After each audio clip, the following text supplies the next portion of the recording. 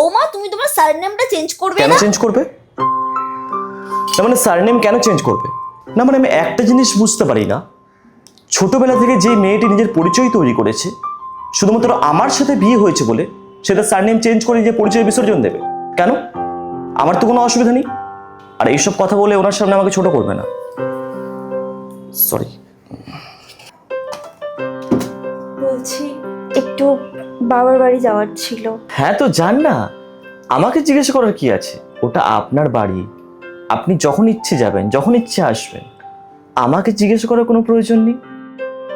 আচ্ছা, বলছিলাম যে যাওয়ার সময় যদি একটু বলে যেতেন তাহলে খুব ভালো হতো আর কি। মানে ওই আপনার মুখটা দেখে একটু অভ্যেস হয়ে গেছে তো, হয়তো একটু মিস করতে পারি। এই দাদা, বৌদির এত মেল ফ্রেন্ড আছে, তোর কোনো প্রবলেম হয় না? না, প্রবলেম হয় না। আর তোর বর যদি তোকে একটু বিশ্বাস করতো তাহলে বিয়ের পর অন্তত পড়াশোনাটুকু চালাতে পারতিস।